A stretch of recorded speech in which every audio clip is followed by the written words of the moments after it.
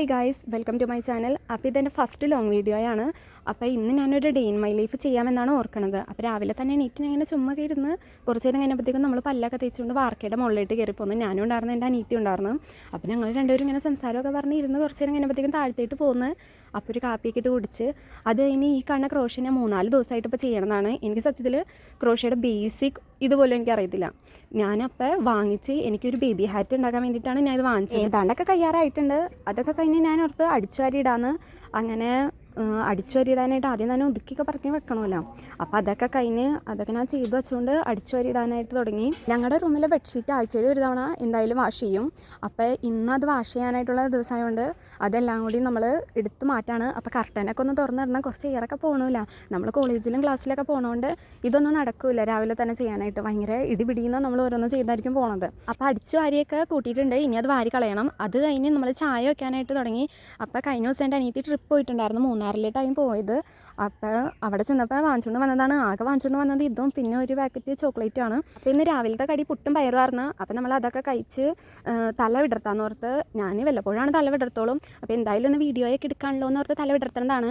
അപ്പോൾ ഇന്ന് ഉച്ചക്കത്തേക്ക് ബിരിയാണിയാണ് ഉണ്ടാക്കണത്. ഞാനല്ല ഉണ്ടാക്കണത്, വാപ്പച്ചിയൊക്കെയാണ്.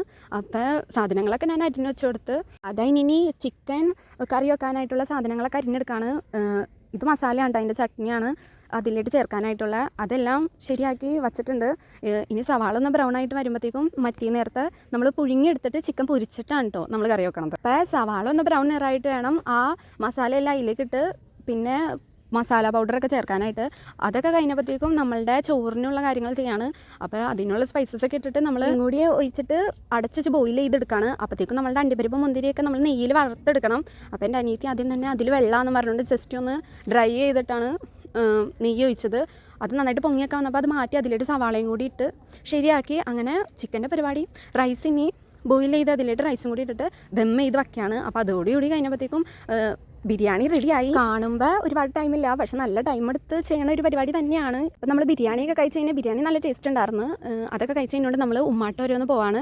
ഇന്ന് ഞായറാഴ്ച ആയതുകൊണ്ടാണ്, ഞാൻ ഞായറാഴ്ചയാണ് ഈ വീഡിയോ എടുക്കുന്നത്. അപ്പോൾ ഞായറാഴ്ച ആയതുകൊണ്ട് നമ്മൾ ഇടയ്ക്കിടയ്ക്ക് ഉമ്മാട്ട പോണതാണ്. ഏറ്റവും വലിയ പണി എന്താണെന്ന് വെച്ച് കഴിഞ്ഞാൽ എൻ്റെ രണ്ടാമത്തെ അനിയത്തി റെഡിയായി വന്ന ഒരു കാര്യമാണ്.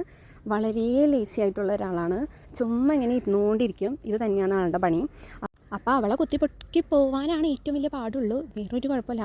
അപ്പോൾ വന്നു കഴിഞ്ഞാൽ പെട്ടെന്ന് എത്തുകയും ചെയ്യും. അപ്പോൾ നമ്മൾ പോണ വഴി മൊത്തം ജാതിയൊക്കെ ആയിരുന്നു. അങ്ങനെ ഇവിടെ എത്തി. അപ്പോൾ ഞാൻ ഓർക്കുന്നത് ഇന്നത്തേക്ക് ഇത്ര കൊണ്ട് നിർത്താമെന്നാണ്.